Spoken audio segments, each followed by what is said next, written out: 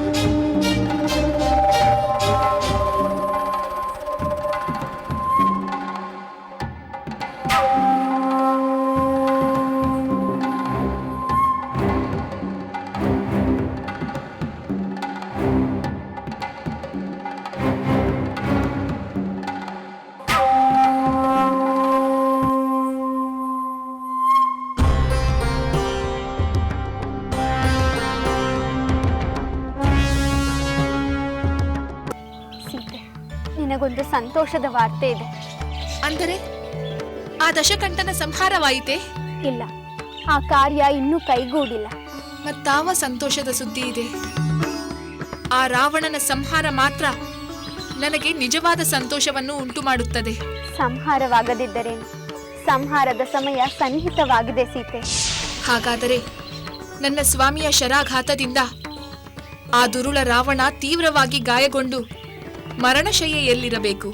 ಗಾಯಗೊಂಡದ್ದು ನಿಜ, ಆದರೆ ಅವನ ಪರಿಸ್ಥಿತಿ ತಿಳಿದಿಲ್ಲ. ಏಕೆಂದರೆ ಅವನು ಈಗ ರಣರಂಗದಲ್ಲಿಲ್ಲ. ಅಂದರೆ ಎಲ್ಲಿಗೆ ಹೋದ ತ್ರಿಜಟೆ? ರಾಮನ ಬಾಣದಿಂದ ಗಾಯಗೊಂಡು ಪ್ರಜ್ಞಾಶೂನ್ಯನಾದ ರಾವಣನನ್ನು ತನ್ನ ಸಾರಥಿ ರಥದ ಸಹಿತ ಕರೆದೊಯ್ದನಂತೆ. ಆದರೆ ಎಲ್ಲಿಗೆ ಎಂದು ಯಾರಿಗೂ ತಿಳಿದಿಲ್ಲ.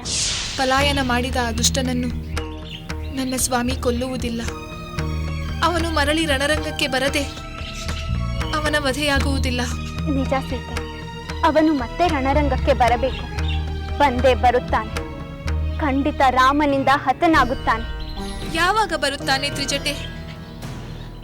ಇನ್ನೆಷ್ಟು ಕಾಲ ನಾನು ಕಾಯಬೇಕು? ಈ ದುಃಖಕ್ಕೆ ಕೊನೆ ಎಂದು? ಎದೆಗೊಂದಬೇಡ ಸೀತೆ. ನಿನ್ನ ಇಷ್ಟು ಕಾಲದ ತಪಸ್ಸು ಖಂಡಿತ ಶುಭ ಫಲವನ್ನು ನೀಡುತ್ತದೆ. ಆ ರಾವಣ ಹೆಚ್ಚು ಕಾಲ ತಲೆಮರೆಸಿಕೊಂಡಿರಲು ಸಾಧ್ಯವಿಲ್ಲ. ಅವನು ಬಂದೇ ಬರುತ್ತಾನೆ.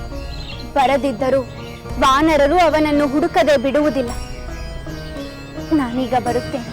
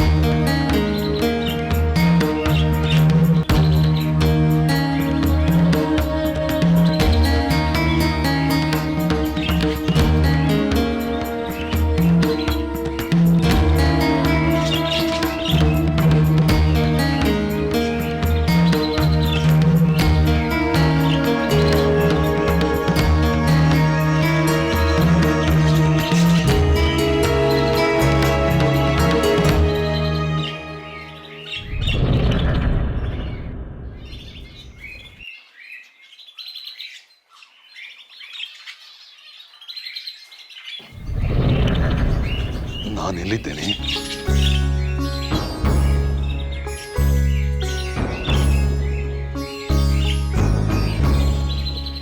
ನಾನೆಲ್ಲಿದ್ದೇನೆ? ಇಲ್ಲಿಗೆ ನನ್ನನ್ನು ಕರೆತಂದವರು ಯಾರು? ಇದು ರಣರಂಗವಲ್ಲ, ಯುದ್ಧದ ಕೋಲಾಹಲವಿಲ್ಲ.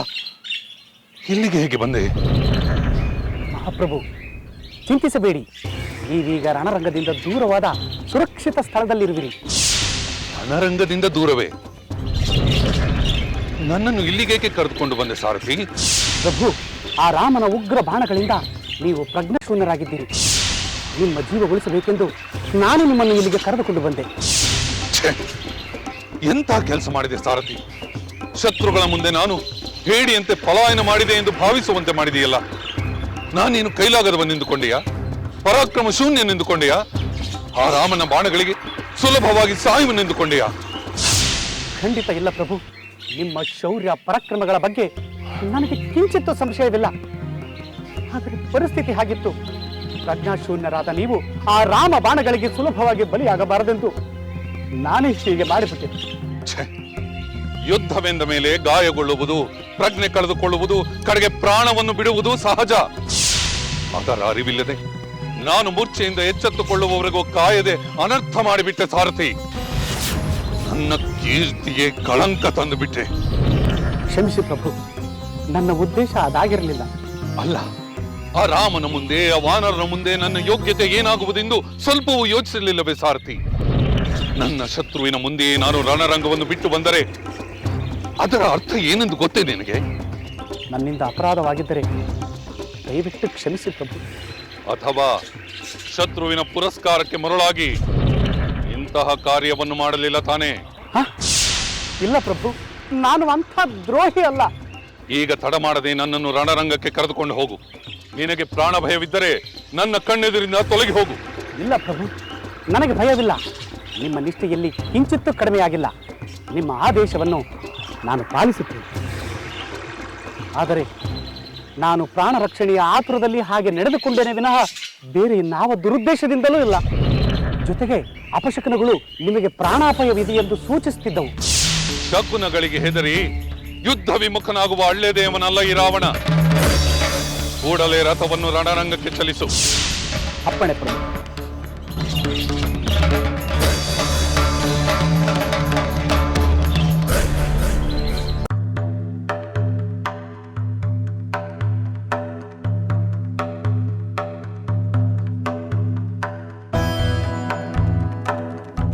ಮಹಾರಾಣಿಯವರಿಗೆ ಪ್ರಣಾಮಗಳು.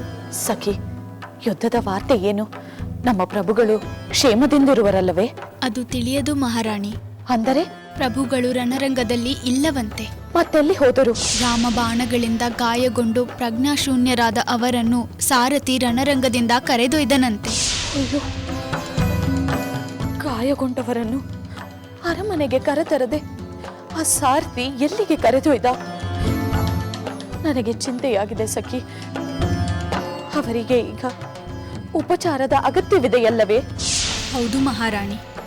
ನೀನು ಹೋಗಿ ಪ್ರಭುಗಳು ಎಲ್ಲಿರುವರೆಂದು ತಿಳಿದು ಬಾ. ನಾನೇ ಅಲ್ಲಿಗೆ ಹೋಗಿ ಅವರಿಗೆ ಉಪಚಾರ ಮಾಡುತ್ತೇನೆ. ಹಾಗೆ ಆಗಲಿ ಮಹಾರಾಣಿ.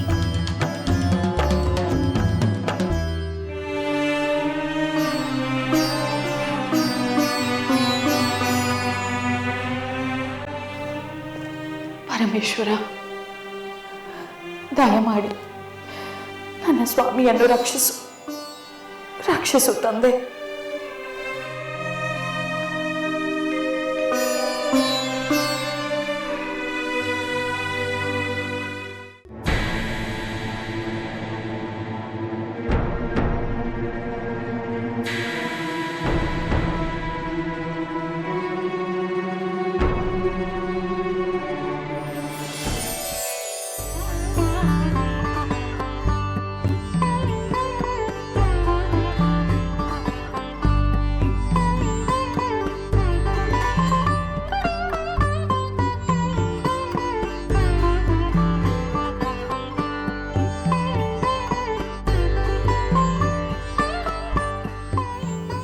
ಮಹಾಮುನಿ ಅಗಸ್ತ್ಯ, ಈ ದಶರಥ ಪುತ್ರ ರಾಮನ ಪ್ರಣಾಮಗಳನ್ನು ಸ್ವೀಕರಿಸಿ.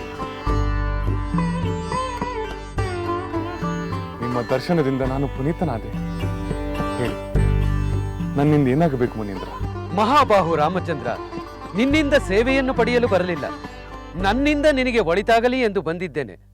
ಸನಾತನವಾದ ಒಂದು ರಹಸ್ಯ ಮಂತ್ರವನ್ನು ನಿನಗೆ ಉಪದೇಶಿಸಲು ಬಂದಿದ್ದೇನೆ. ಆ ಮಂತ್ರದ ಪುನಶ್ಚರಣೆಯಿಂದ ನೀನು ಯುದ್ಧದಲ್ಲಿ ಸಮಸ್ತ ಶತ್ರುಗಳನ್ನು ಜಯಿಸುವುದು ಸಾಧ್ಯವಾಗುತ್ತದೆ.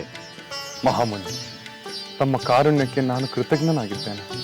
ನಾನು ಉಪದೇಶಿಸುವ ಆ ರಹಸ್ಯ ಮಂತ್ರದ ಹೆಸರು ಆದಿತ್ಯ ಹೃದಯ.